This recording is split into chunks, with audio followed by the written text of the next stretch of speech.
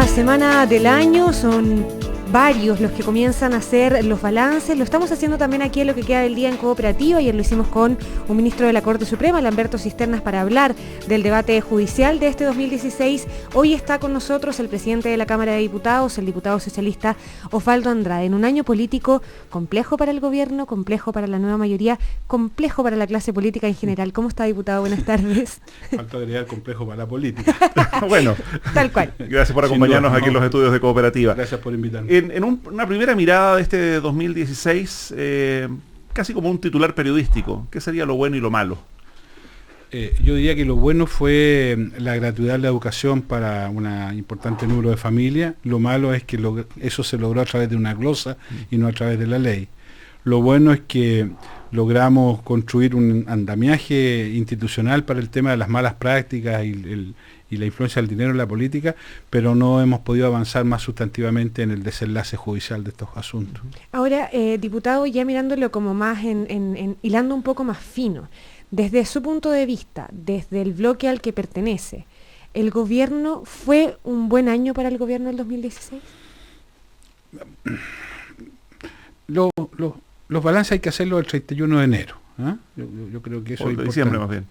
Yo digo el de enero porque coincide con el balance legislativo. Claro. ¿Ah? Y ahí empieza el receso. Entonces ahí uno puede ver, bueno, una parte importante de la gestión del gobierno tiene que ver cuántas leyes aprobó, etcétera, etcétera, y eso es el 30 de enero. Sin embargo, yo creo que fue un año que no logramos avanzar lo que debiéramos haber avanzado, y afloraron con mucha fuerza las diferencias al interior de la nueva mayoría, y ese fue un factor muy relevante en la neutralización de iniciativas de gobierno. Creo que a fin de año hemos ido tomando conciencia de la necesidad de resolver ese problema. Y tengo la impresión, por eso prefiero esperar hasta enero, tengo la impresión de que a fines de enero van a haber decisiones que se van a tomar que van a facilitar el escenario de la relación gobierno-nueva mayoría para el próximo año. Es que 2017. Usted pone como una de las cosas buenas, por ejemplo, la gratuidad, sí, que claro, efectivamente está en marcha, debuta este año la gratuidad de la educación técnica, pero cuando uno habla de educación superior, hay una gran parte que falta y que está súper pendiente, que es el proyecto de reforma de la educación superior, que se iba a enviar una indicación sustitutiva, todavía no pasa nada con eso, el año va a terminar y no sabemos si eso va a avanzar o no, diga. Por eso creo que es importante terminar el año y hacer el balance, porque... ¿Usted cree que se va a alcanzar? Es que yo creo que lo importante es que este año tiene que quedar absolutamente nítida la fisonomía del próximo año y cuál es la agenda que efectivamente se va a priorizar.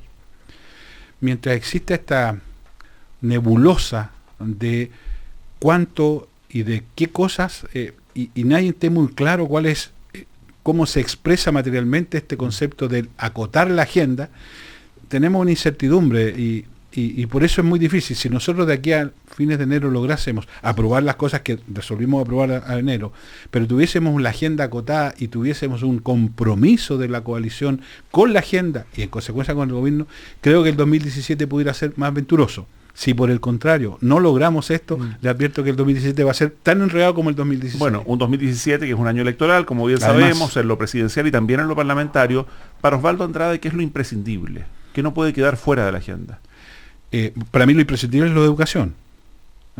Eso está fuera de toda discusión.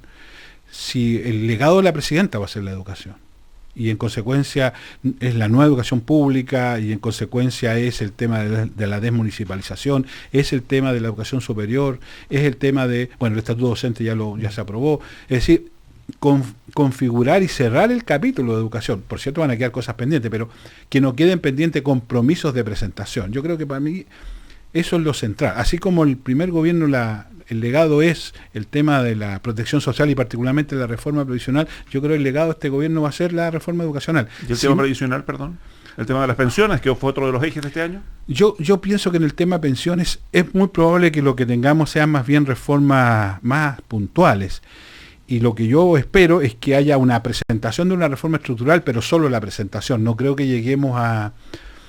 Yo creo que se ha malentendido esta voluntad de la presidenta de construir un gran acuerdo, porque siento sinceramente que están muy radicalizadas las posiciones como para llegar a un gran acuerdo. Creo que hay que avanzar en una propuesta que se discutirá naturalmente, y la sede será el Parlamento, pero la reforma estructural que requiere las pensiones para un nuevo sistema de pensiones fíjese que ni siquiera estamos claros en cuál es el contenido del nuevo sistema de pensiones. Yo lo entiendo de una manera completamente distinta. Yo entiendo un nuevo sistema de pensiones que involucra todos los sistemas de pensiones. Ya, Lo otro entiende que es no más FP, no más. Pero eso también se podría entender como una promesa incumplida. Más allá de la demanda de no más FP, la presidenta puso sobre la mesa varias cosas, varios cambios de los que se ha visto el aumento de las pensiones solidarias y nada más hasta donde o sea, a ver, la promesa presidencial no establecía en su programa una reforma al sistema de pensiones claro, estructural. Responde precisamente a las manifestaciones y a la demanda. Y en ese sentido, lo que ella comprometió es más bien avanzar en reformas desde el punto de vista de la industria y por supuesto también en la mejoría del pilar solidario, cosa que se cumplió, pero al mismo tiempo generar la discusión respecto a un nuevo aporte al sistema de pensiones, este famoso el 5%. No hay una promesa más allá de aquello, para ser sincero. Lo que pasa es que a algunos nos gustaría una cosa más contundente, pero la promesa presidencial es eso, y respecto de esto que está comprometido todavía no hay un acuerdo. Por eso pienso que en materia de una reforma estructural no vamos a avanzar muy sustantivamente, sin perjuicio que es una discusión que va a permear todo el próximo año. Osvaldo Andrade, en su balance personal, ¿cuánto lo afectó a usted lo de Miriam Orate? Harto, porque yo era una persona que había hecho del tema de las malas prácticas un tema de mi cotidianidad. Yo no tengo dificultades de boleta, no tengo ninguna dificultad en mis rendiciones, mis campañas están fuera de todo tipo de discusión. Y además había sido vocero de una posición muy radical en este sentido. Yo soy de aquellos que piensan que los que están involucrados no deben ser candidatos ni servir cargos públicos. Tenía una cierta legitimidad, si usted me permite decirlo así. Yo, en el tema específico de mi ex señora, yo reconozco que tengo poco que ver porque finalmente estoy separado. Pero me pegó fuerte. Vea usted lo que pasó en la encuesta. Me pegó fuerte porque aquí hay un menosprecio hacia ella y a mí eso me duele un poquito. Miriam Orate es una periodista igual que ustedes. Trabajó 30 años en Gendarmería. Fue dirigente sindical del sindicato en la época. Es una periodista de fuste, de mucha capacidad, de mucha calidad. Cuando se hace la asociación de que todo lo que ella tiene es porque yo operé y eso es lo que se insinúa, es un menosprecio hacia ella y eso es inaceptable. Por eso ella no está sola en esto. Diputado, estaré separado, digo, y hace varios años, pero tengo una historia y además tengo un compromiso ético. Yo encuentro que es atroz lo que... Sin perjuicio de reconocer que el sistema, por eso hablo de un nuevo sistema de pensiones, que el sistema es escandaloso de las Fuerzas Armadas, ¿me entiendes? Y eso no he cambiado de opinión, lo he dicho desde el comienzo. Y voy a reiterar algo que lo digo con una cierta satisfacción. Todos los parlamentarios votaron a favor de mantener el sistema de pensiones de las Fuerzas Armadas, todos sin excepción, excepto yo. Y esa satisfacción, perdone, la voy a seguir reconociendo siempre. Diputado Osvaldo Andrade, usted fue presidente de partido, hoy día es titular de la Cámara de Diputados, y usted nos ha dicho que este fue un año donde afloraron las diferencias al interior de la nueva mayoría. A su juicio, a fin de año se están poniendo un poco más las pilas, para decirlo en buen chileno, y están entendiendo que deben mejorar esa relación.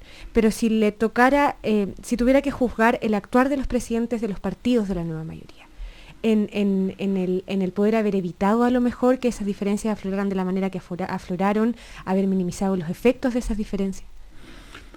Yo creo que ha faltado más diálogo entre los presidentes y más conversación, más café, por decirlo más gráficamente, más conversación de complicidad, en buenos términos, no, por favor, no.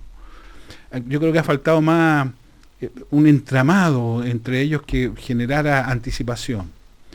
Eso ha provocado que ha habido una disociación muchas veces entre los acuerdos de los presidentes con lo que sucede en la Cámara. Yo he sido parte del comité político por esta condición de ser presidente de la Cámara de Diputados y no en pocas ocasiones desde allí se han llegado a muy fuertes acuerdos, férreos acuerdos, que después no se traducen en comportamientos parlamentarios coherentes con aquello. Quiero advertirle que no solo es un problema entre los partidos, a veces intrapartidos. Al interior del mismo partido se provoca. Lo del reajuste quizás sí es el ejemplo más nítido de lo que le estoy conversando. Entonces yo creo que ahí ha faltado más sintonía. Pero el que se produzca un fenómeno distinto ahora tiene que ver, y lo quiero decir con mucha crudeza, tiene que ver con una necesidad. La nueva mayoría no va a perseverar como tal si no es capaz de parir un candidato común y parir una lista parlamentaria común. O sea, a la nueva mayoría la unen solo fines electorales. Yo sabía que me iba a decir eso, pero eso lo dije, advertí decirlo con crudeza, algo conozco el periodismo. ¿Pero eso es? Pero eso también es, porque en política hay convicciones Y también hay lucha por el poder. Aquellos que se disfrazan de ángeles, pónganle siempre mucho cuidado, porque hay algún Satanás hay detrás de aquí. ¿Quién se está disfrazando de ángel hoy día? Aquellos que solo ponen estas cosas desde el punto de vista de las grandes ideas, de los grandes, y yo creo que esto le lleva una dimensión de poder también. Y esto yo encuentro que es súper legítimo si uno está en política porque quiere hacer cosas, y para hacer cosas hay que tener poder para hacerlas. ¿Parlamentarios que dicen que no son políticos o que vienen llegando a la política? Yo soy militante del Partido Socialista desde el año 68, de cuando ya tenía 17 años, 16 años. Estoy muy orgulloso de ser político. Pero ve mucho populismo hoy día en un escenario en que estamos esperando la encuesta CEP, en que se han transparentado algunas candidaturas presidenciales. ¿Qué es lo que está viendo en el escenario? Veo cierta tendencia a la hibridez, a tratar de no aparecer plenamente con lo que uno es. Ya, con la misma crudeza, digamos, ¿quién? ¿Dónde ve? Es que no solo lo veo en lo que ustedes me quieren llevar a nombrar, porque está clara la insinuación, es que lo veo en muchos. Cuando yo veo los debates en la Cámara y veo unas transfiguraciones notables desde el punto de vista de lo que se representa políticamente y lo que se dice, créame que me produce desazón, para usar un lenguaje, porque uno es lo que es. Yo soy socialista, vengo del mundo popular, voy a representar ese mundo. Podré tener aciertos o desaciertos, pero nadie puede poner en duda mi domicilio. Yo eso reclamo. Uno a veces a la derecha le escucha unas cosas atroces con un domicilio absolutamente innominado. También lo siento en mi mundo.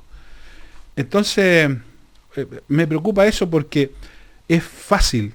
Mire, la política hoy día está presa de las redes y está presa de las encuestas.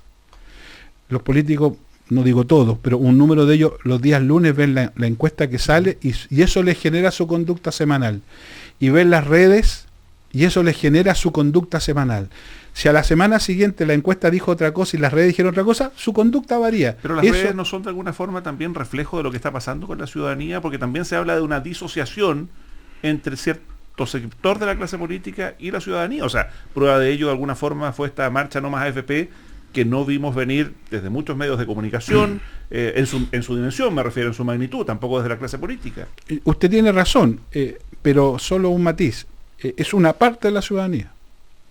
Porque en la misma época que habían 100.000 estudiantes marchando por la nueva educación en Chile, 2 cuadras más allá, en la calle Serrano, 1 cuadra más allá donde está la sede del Partido Socialista, la gente iba a comprar normalmente al almacén. Y cuando habían 100.000 niños desfilando, habían 150.000 conociendo el Costanera Center. Y cuando habían 1 millón pidiendo no más AFP, cuando se le preguntó qué hacían con el 5%, el 70% de ellos dijeron que querían que el 5% fuera su cuenta individual, o sea, fuera las AFP. Entonces, yo lo que pido es que mesuremos también estas cosas, porque cuando uno termina preso del titular, dejan de desaparecer convicciones. Ahora, diputado, se ha dicho desde el interior de los partidos incluso que están esperando precisamente la encuesta CEP para tomar algunas definiciones presidenciales. Usted me encuentra toda la razón, entonces. Es que lo han dicho desde los mismos partidos. Le agradezco que abone a mi argumentación. Lo han dicho como crítica, pero a propósito de los candidatos me quedé con algo que dijo hace un ratito, que era si la nueva mayoría no logra parir un candidato, dijo usted, o la nueva mayoría tiene que parir un candidato. A propósito de esto que los une también el ansia de poder. Si no logra parir un candidato, ¿no va a existir más la nueva mayoría? No, yo creo que se deshace, así de simple. La nueva mayoría, cuando a mí se me ha preguntado quién es mi candidato, yo he dicho 2 cosas. Uno, el que mantenga el impulso transformador de Bachelet, y eso es un programa, o sea, contenidos. Y 2, que derrota a la derecha, porque uno puede tener un estupendo programa, pero se va a perder. No dejó de ser un ejercicio académico. A su juicio, hoy día, ¿quién representa esos 2 factores? No, yo creo que hay varios. Lo que mi tesis ha sido... ¿Incluso Alejandro Guillé? Por cierto, no tengo ninguna duda. Lo que he dicho es que dejemos que los pingos corran. Y esto lo vengo diciendo hace meses, no lo estoy diciendo ahora. De pronto sonó como una ova en el desierto. Pero yo estoy convencido que hay que dejar que los pingos corran y decidiremos en la primaria. Ahora, lo que también he insistido, que como en la primaria hay representaciones político-culturales, Alejandro representa un mundo y nosotros, el PS, PPD o la izquierda, tendrán que representar su propio mundo. Y ahí tenemos un problema no resuelto, y es quién nos va a representar en esa primaria. Pero para eso están los partidos y para eso está el diálogo. ¿Y quién lo representa mejor hoy día? Por cierto. Hemos conversado aquí con Atria, hemos estado con Insulza, estuvo aquí mismo el expresidente Ricardo Lagos. Tuvimos nosotros un encuentro un sábado pasado de un sector interno que hemos ido figurando, fue un encuentro muy exitoso, quedamos muy contentos y fueron nuestros candidatos. El presidente Lagos no pudo ir porque estaba con un compromiso anterior y a mí me tocó intervenir al final. Yo dije, los socialistas tenemos que tener el talento de encontrar un procedimiento que permita que estos talentos que tenemos puedan constituirse en una candidatura. El socialismo chileno tiene una particularidad, tiene 80 y algo años de vida, ha estado 50 y tantos de esos 80 y tantos en la oposición, alguna proscrito, dividido, etc. Hemos vivido, la hemos vivido todas, y le hemos entregado 4 presidentes a Chile. Ahora, 4. la fórmula de Insulza, la fórmula de que el PPD y el PS definan a un candidato único. Yo era de la idea, y sigo siendo la idea, que en las elecciones internas del Partido Socialista, que son el 26 de marzo, agregáramos una urna en que votásemos por nuestras candidaturas presidenciales. Y agregásemos otra urna en que la ciudadanía, los simpatizantes, los que quisieran ir, si ustedes quieren hacerse parte, pudieran votar allí también.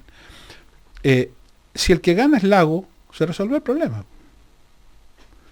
Si el que gana es Insulza, por decirlo de alguna manera, y Lago ya está proclamado por el PPD, bueno, construyamos un compromiso entre los dos partidos para que uno de los dos llegue. Y cuéntame, tenemos talento y densidad suficiente para resolver cuál de los dos queda mejor parado para la primaria del 2 de julio. No hay que ser Bill Gates ni Albert Einstein para cachar cuál de los dos puede llegar en mejores condiciones. Una última cortita a propósito de esto. Por si favor. La DC mantiene su advertencia de llegar a primera vuelta, ¿se deshace la nueva mayoría antes? Lo que sucede es que si la DC va a primera vuelta vamos a tener 2 listas parlamentarias por lo menos, porque es muy difícil tener 2 candidatos presidenciales con una sola lista. ¿Ah? Y si tenemos 2 listas, el resultado electoral es más precario que si tenemos una sola lista, así lo dicen todos los que entienden de estas cosas. Entonces yo sinceramente creo que vamos a llegar con un candidato y una sola lista, porque finalmente la racionalidad tiene que imponerse. Y ahora, yo confío en eso, me puedo equivocar, hemos hecho cada tontera en la vida también, pero creo que finalmente por allá van las cosas. Ahora, estamos en procesos internos, y en los procesos internos los chauvinismos juegan un rol muy grande, y en consecuencia, tanto en la interna DC como en la interna PS, y eventualmente si hubiera otra interna, créame que la exacerbación de las identidades partidarias es una cuestión básica, pero pasado de esos momentos, como yo le digo a los socialistas, siempre vuelve la sensatez. Han pasado, diputado Osvaldo Andrade, mi última pregunta, más de 25 años, 26 años desde el retorno a la democracia, y más de 1 millar de chilenos siguen en condición de detenidos desaparecidos. Esta semana hemos vuelto a escuchar de perdón, de arrepentimiento, de amnistía por algunos sectores. ¿Qué se le responde a esas familias que todavía están buscando un ser querido? Que le reclaman incluso a la propia presidenta Bachelet. Bueno, hay que insistir en que aquellos que saben digan la verdad, pues. Si el punto aquí es, este no es un tema de perdón. Yo fui víctima de la representación, yo estuve en 12 lugares detenidos, en 12, y créame que me trataron pésimo, como trataron a muchos miles de chilenos. Yo no tengo problemas de perdón, porque quiero decirle que los presos eran ellos, no era yo. Yo sabía por qué estaba ahí. Yo estaba ahí por mis convicciones, por mi forma de pensar. Ellos estaban, no sabían por qué torturaban. Es gente que estaba enferma. Yo no tengo problema en perdonarlo porque finalmente tengo esa consideración. Mi punto no es ese. Mi punto es que aquellos que piden perdón, para que ese perdón tenga sentido a aquellos que tienen que perdonar, tiene que ser un perdón eficaz, un arrepentimiento eficaz. El arrepentimiento eficaz genera 2 condiciones. 1, que sea sincero. Y 2, que sea eficaz desde el punto de vista que entregue la información que permite que aquellos que fueron víctimas puedan, a lo menos, resolver una parte de su dolor. Ya, pero no se está en deuda desde el sector que usted representa con aquellas personas que siguen pidiendo verdad, que siguen clamando justicia. O sea, pero se lo preguntaban hoy día a la presidenta Bachelet. ¿Podría ser parte de su legado un requerimiento sentido del cierre de Punta Peuco, por ejemplo? ¿Por qué no se cierra Punta Peuco? La presidenta cada vez deja la puerta entreabierta. Yo entiendo que sea una promesa que la presidenta tendrá que cumplir, y confío en que lo va a cumplir. O sea, ¿debiera cerrarse Punta Peuco antes del fin del gobierno? Yo creo que sí, no hay ninguna razón para que Punta Peuco exista, si son presos comunes como cualquier otro.